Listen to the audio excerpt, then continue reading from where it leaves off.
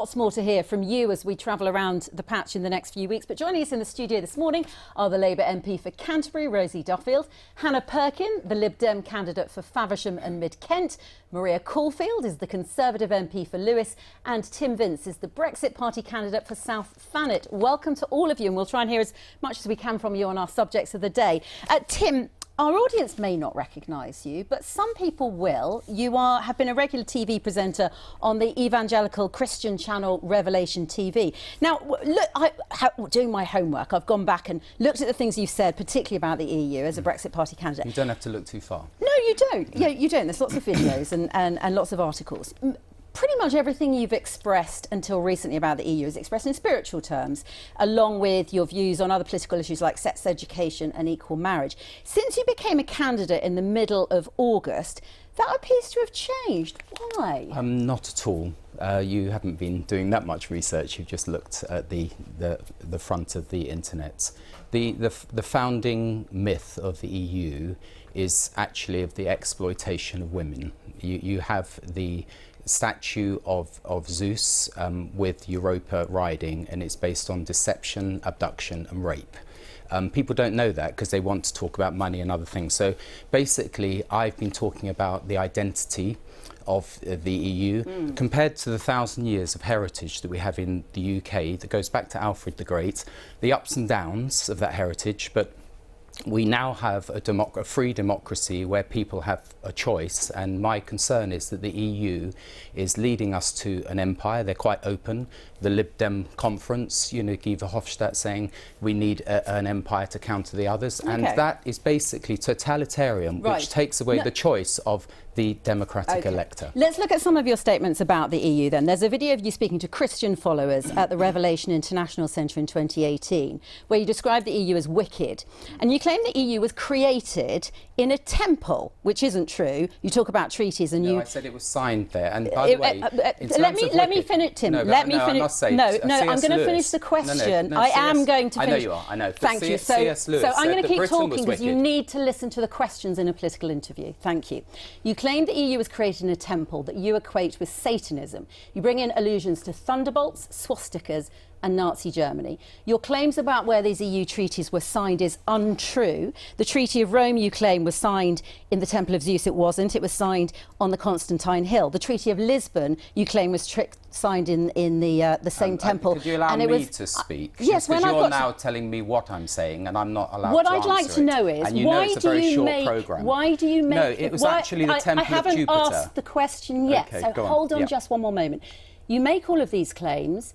I want to know if you're going to bring these claims into the general election debate in South Thanet. Well, people can ask me, and you're choosing to focus on this, but the EU was signed, the Treaty of Lisbon. The Treaty of Lisbon was signed in Lisbon, the clue's in the title. Right. But it was to replace, which is typical EU, they moved the goalposts. So the EU constitution, which was rejected by France and the Netherlands, was signed in the remains of the Temple of Jupiter, which is Roman for Zeus. And I'm just making the point that do we want our future to be determined by Greek and Roman mythology, which led to dictatorship, or do we want to have some recognition, not only in Britain, by the way, but all the other countries of Europe? They have a strong Judeo-Christian heritage, which was written out of the EU constitution.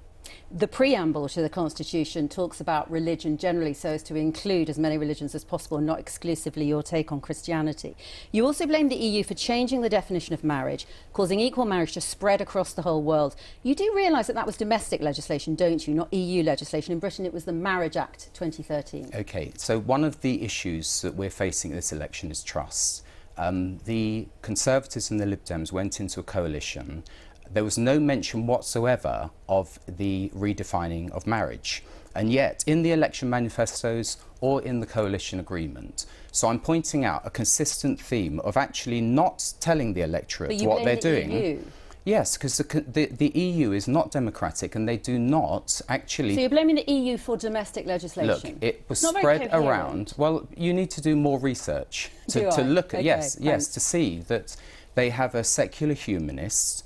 by the way, this isn't but it's Sunday, so why not talk about it? They have a secular humanist worldview, and I'm saying that we have... Who's they? The EU constitution is secular humanist. It doesn't. Okay. They might bear reference to religion myths. The EU is a peace project. The EU is there to support people to be and to have their own freedoms. That's the point of it being Too many secular, layers. so that we can include as many people as possible. And as a classical archaeologist, I find bringing in the classics of Greek and They've Roman put it in. history completely ludicrous. In Well, it is, discussion except about that they've put the it in future front of the European Union. Council building and on the mosaic of the European Parliament. Okay. They are saying that is our foundation myth, and I reject It's a big part of European history. It's not to do with the future It's of part the EU. of the history in Southern Europe, but we have Aside, may I 1,000 just years of jump other in, because history. it is the Sunday politics, not But you the chose Sunday to go down this archaeology. track. Aside from the EU, you've also talked and written about the politics of sex and relationship education in schools, referring to shameful deeds done in secret, by which I Yes. presume you're referring to gay sex. Is it a sin? Right, I'll tell you straight that on the front page of the Telegraph they talk about Jews leaving this country because of Corbyn. Well, it's not just Corbyn. gay Faith sex schools a are sin? being faith schools are being suppressed on this issue. Is gay sex Look, a sin? We've got schoolgate protests because there's religious illiteracy among the media. Is gay no, sex a sin? I'm telling you straight. Okay, because that's the question you asked Tim Farron, and he was hounded and not able to talk about any other policy. I happen to have a classical, traditional Christian position Tim Farron on was sin. hounded by the media. Tim Farron And never thrown out by the Lib Dems. Never voted once. And thrown out by against- the Lib Dems. Hannah, if you could just pause for a moment. I think it's something that the people of South Thanet might like to know Yes. is when you refer to shameful deeds done in secret, are you referring to gay sex, and is it a sin? I think that one day everything hidden will be brought to light. And my life, your life, all of our lives, and things that are cooked up, let's say in the EU, will eventually come to light. But the problem is we only have a short chapter of 6 weeks where you should be scrutinising Boris Johnson's deal. Because at the end of the day, if you don't, you'll be failing as an impartial media. Thank you so and much for your continually advice. attacking Can I Christians bring is the not other the way guests to do it. in? I'm not attacking you. I absolutely every right to your beliefs, completely. I was and told we that I would endorse be those. asked about my background. You haven't asked me at all about my background. Well, perhaps we could bring the So other you're guests trying in. to caricature me. OK, we'll leave the viewers to make a decision about whether you've been caricatured this morning. Rosie, let's come on to the private character and the political space with the rest of our guests as well this morning. You were the subject of an article this week which poked fun at you in relation to your testimony in the Commons about domestic abuse. Yeah. How did that leave you feeling about the political and the private person? First of all, I'm just going to say I'm a little bit flummoxed by those EU statements because, you know, Maria and I have sat in the chamber and we've had hours and hours and days of EU debate. Never heard anything like that in my life. But sorry, so to go back to your question, to go back to your question, I was quite surprised by the sort of personal tone of that tweet and that article. It wasn't what I was expecting. I think that Rog Liddell is still a constituent of mine. There's rumours that he is and rumours that he isn't. I've never met him.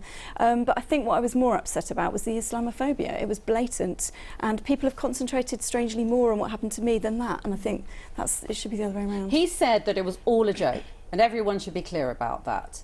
Does that change anything? No, it didn't sound like a joke, and I think the people that he's offended and hurt probably didn't feel that way. Maria, you said this week that somebody had attempted to run you off the road. Tell us about that in terms of your personal identity and your politics. Well, you know, I think it's no secret that MPs from all parties, and particularly female MPs, have been subject to abuse, and I've had a range of attacks on me, from the social media attacks, which I think we all get virtually on a daily basis, to my office being graffitied, damage to the CCTV camera, damage to my car, an instance like that, which was a few weeks ago. How do you know that? Forgive me for asking, I don't know the details of it, but how do you know that was a political act and not just some poor driving? I've never claimed it to be a political act, but I've never. I'm 46 years old. I've never had someone try and run me off the road before.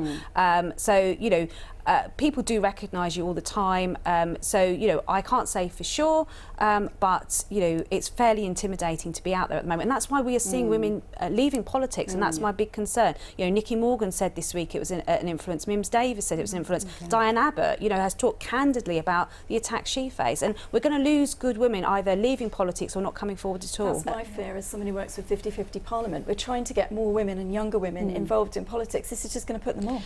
Hannah, you want to. You still want to go into politics. You say that you've been trolled online for being a vegan. Yeah. Leaving aside questions of personal safety, obviously, is there a sense that being criticised, even being quite robustly criticised, maybe even in ways that make you feel uncomfortable, that's part and parcel of engaging in public debate? I think it is. Once it starts going towards, you know, being told that you just shouldn't exist in the world, or being picked up on your religious views, or being picked up on your gender, I think there's a line there. We can all be robustly debated, but once it starts getting into the personal aspects of your life, and I think that's when it starts crossing those lines. Tim, you're Thank you very nodding much. there.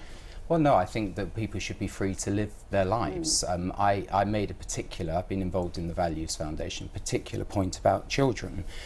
And you have to be very careful about steering children in directions that are irreversible. But I do think that generally we live in a free society. People should feel free to live and choose whatever they want. Does that include people that choose to be homosexual, though? Yes, it's their choice. That's the essence of a modern democracy. Okay, no, that was a bad choice. That was a bad choice of words. People are homosexual, or people are transgender.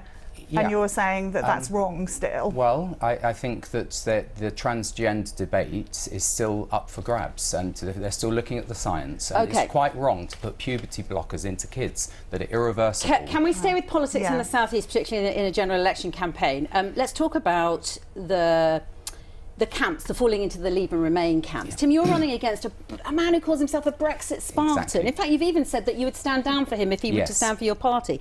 Isn't there a risk that you take pro-Brexit votes away from Craig McKinley and someone who is even less keen on Brexit wins instead? Yeah, so I was offered a strong pro-Leave seat with a strong pro-Remain Tory. It would have been an easy picking for me, but I live in South Thanet, beautiful location on the coast. It's my home. In the knowledge that I could be standing down. No, in the knowledge that in a non-aggression pact, I would have to stand down. So there's complete integrity in me standing for that seat. Now, an offer has been given. Might you still stand down then? An offer has been given to Boris Johnson. If he wanted to have a non-aggression pact, if he really believed in Brexit, he would do it. He's come up with Workington Man. Frankly, I think that the ERG members are vulnerable because they compromised their position, whereas the pro-Remain Tories were fairly principled and they gave up the whip. Bring Maria in on that. Should Boris Johnson go for that deal? No, absolutely. I mean, this election is about more than just Brexit. You know, Boris has been really clear. He wants to get Brexit done, you know, by the end of the year if he's re-elected as Prime Minister. We have then got to get back to the domestic agenda. You know, on the doorsteps, people want to talk about school funding, about the numbers of police, about the NHS.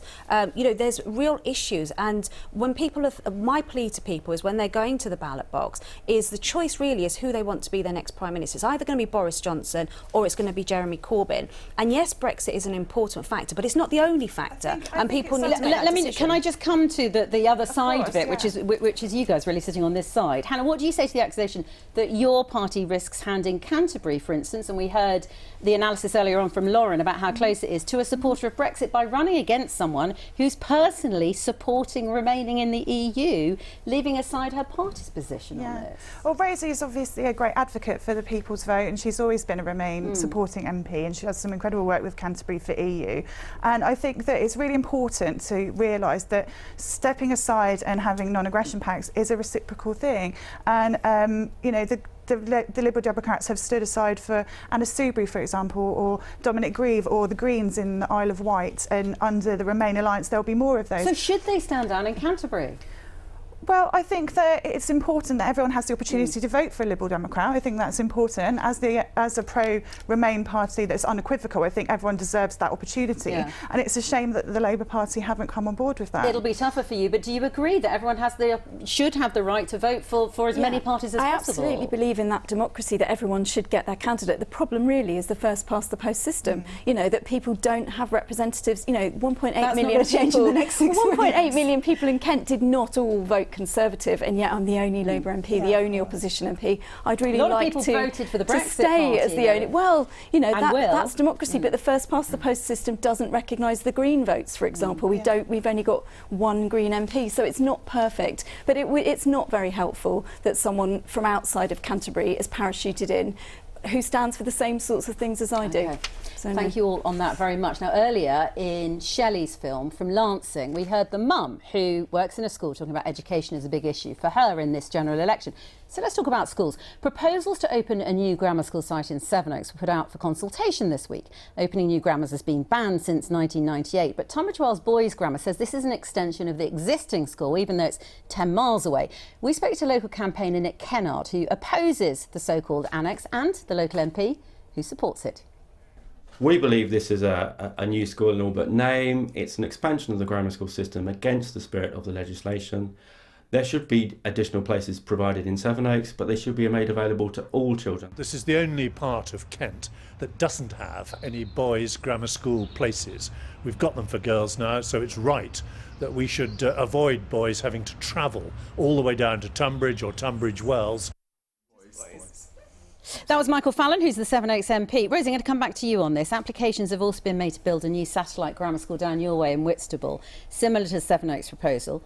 What do you make of the idea? I've talked to groups such as Comprehensive Future and Kent Education Network, and they are very, very anti this. We need comprehensives built across Kent. The system is so unfair. Selective education does not work for so many pupils. I hate the system. My son's had to be part of it because it's the only system we've got in Kent. So your son went to a grammar school even though you're anti-grammar school? My oldest son, basically when he was 10 and he got the choice, wanted to go to the school with the climbing wall. It happened to be the grammar school, and as a single mum I had to make that decision. But I've always explained to him why I didn't particularly support grammar schools. Yeah. OK. Tim, where are you on the grammar schools?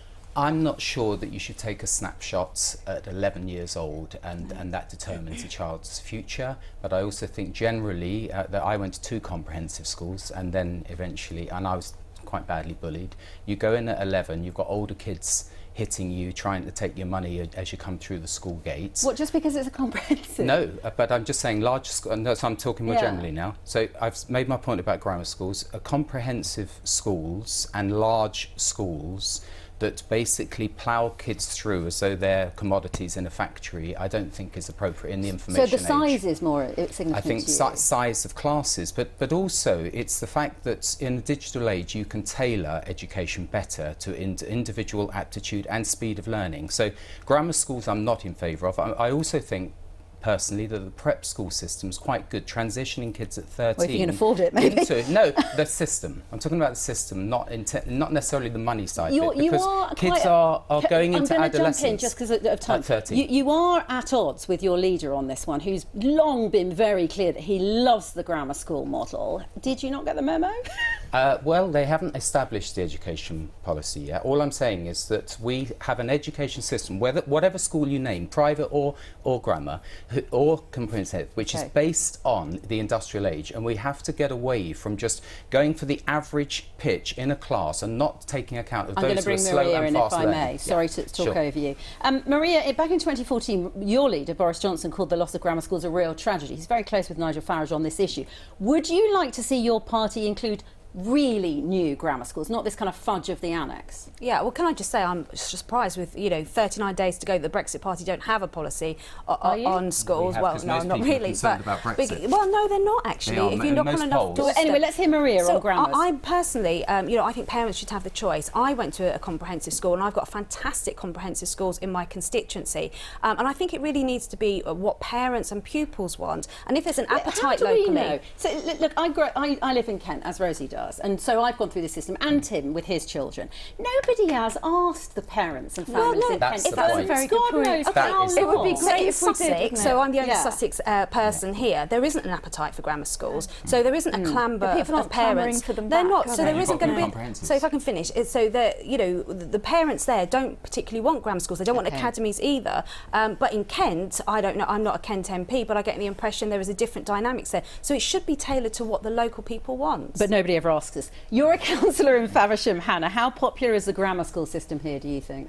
I think that actually if you look at the evidence that counties like Sussex and East Surrey, where they don't have grammar schooling, the comprehensive schools are very good and the children perform better across the board than in areas of Kent that do have grammar schools. I think that within Faversham there's a lot of pressure on parents to financially pay for extra tutoring to get children into private into grammar schools. There's also the fact that Kent County Council, which is run by the Conservatives, have said that the admission process is unfair, and it's still well, they've still looked not at it, but they can't change it. Look, No. in the spirit of this being about schools, and forgive me if it's patronising, we're going to go to a hands-up model on this last question. It's not just about grammar schools. That's 25% just in Kent. Does anybody think that they represent a party that has a policy that would ensure there really are sufficient school places? Hands up if you think your party's got that policy. Yeah.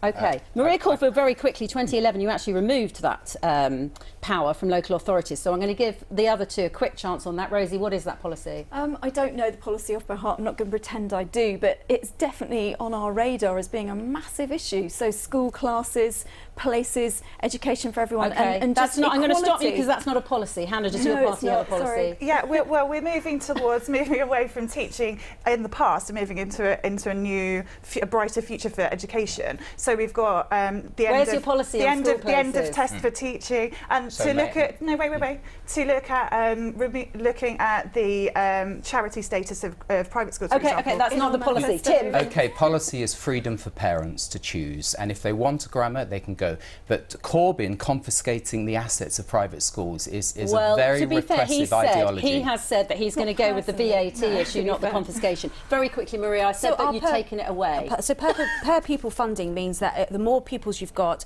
if you're at capacity, then extra provision in terms of classrooms and new schools will be teachers say provided. We're that's seeing not that in working. Polegate. Kent County not Council working. can't open I can't new answer for schools where it Kent. needs I'm a to. Sussex But MP. you've stopped them. But no, Your in Sussex, government. we're opening new classrooms. Look at Polegate. They're getting, a whole new building has been added to Polegate School. So, I can't comment on what's happening in Kent. Kent I is can really say that we're struggling having success on in that. Sussex. Yeah. Thank you all very much indeed, and thank you for the last hands up quick fire round at the end. That's all we've got time for this week. My thanks to all of today's guests for joining us. We're not on air next Sunday. It's Remembrance Sunday. We're back on Sunday the 17th of November. Enjoy the rest of your weekend. Thanks for watching.